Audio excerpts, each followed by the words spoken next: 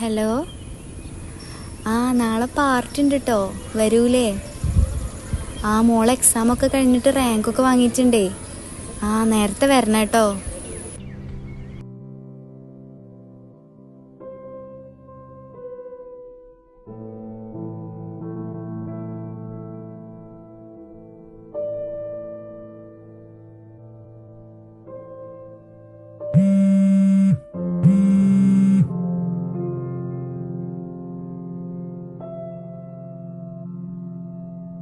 Hello, നീതുവിന്റെ അമ്മയല്ലേ?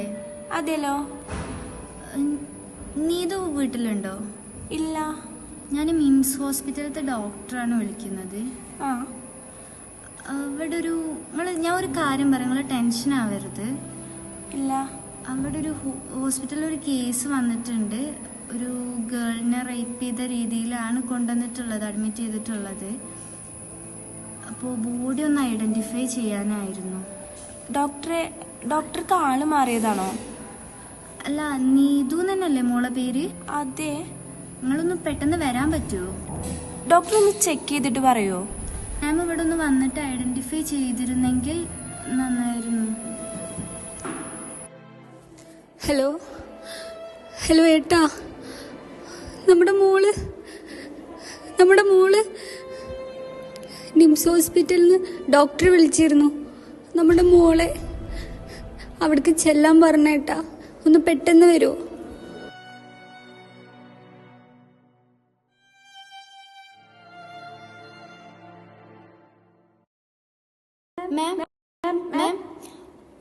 മാമിന് ഈ സാഹചര്യത്തിൽ എന്താണ് പറയാനുള്ളത്? എന്താ നിങ്ങൾക്കൊക്കെ ഇനി വേണ്ടത്? മതിയായില്ലേ നിങ്ങൾക്കൊന്നും? ഇനിയെങ്കിലും എന്നെ ഒന്ന് വെറുതെ വിട്ടൂടെ? ഹലോ, നീതുവിന്റെ അമ്മയല്ലേ? അതെ. ഞാൻ ന്യൂസ് ചാനലിൽ നിന്നാണ് വിളിക്കുന്നത്. ഓക്കെ. നിങ്ങളുടെ ഒരു ഇന്റർവ്യൂ കിട്ടാൻ എനിക്ക് താല്പര്യം ഉണ്ടായിരുന്നു. നിങ്ങൾക്ക് താല്പര്യം ഉണ്ടെങ്കിൽ അതൊന്ന് ഇൻഫോം ചെയ്യാൻ. ഓക്കെ. താങ്കളുടെ മകളുടെ വസ്ത്രധാരണയാണ് ഈ ഇൻസിഡന്റിന് കാരണമെന്ന് പറയുന്നത് നിങ്ങൾ വിശ്വസിക്കുന്നുണ്ടോ? മതി നിർത്തി. നിങ്ങളടക്കമുള്ള മാധ്യമങ്ങളും പോലീസും ഗവൺമെന്റും ഉണ്ടായിട്ട് എന്റെ മകൾക്ക് വേണ്ടി എന്ത് ചെയ്യാൻ സാധിച്ചു? എന്ത് സുരക്ഷിതത്വമാണ് ഒരു സ്ത്രീക്ക് ഈ നാട്ടിലെ നിയമവ്യവസ്ഥ നൽകുന്നത്? മതി, ഇനിയെങ്കിലും ഞങ്ങളെന്ന് വെറുതെ വിട്ടേക്കും. എന്റെ മകൾ ഒരുപാട് കഷ്ടപ്പെട്ടതാണ്. അവസാനമായിട്ട് ഒരു നോക്ക് കാണാൻ പോലും എനിക്ക് സാധിച്ചില്ല.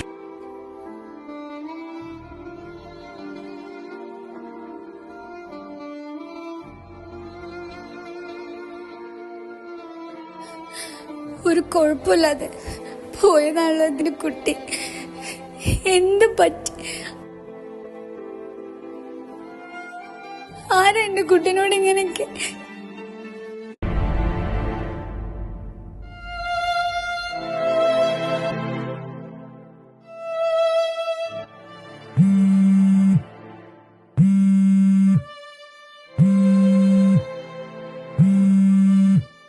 ഹലോ. ഹലോ, എന്നെ മനസ്സിലായോ? പറ. നാളെ ഈ വീട്ടിലൊരു പാർട്ടി ഉണ്ട്. മോളത് റാങ്കൊക്കെ വാങ്ങിയിട്ടുണ്ടേ, വരണം കേട്ടോ. ആടാ, വരണ്ട്. ഓക്കെ, ശരി.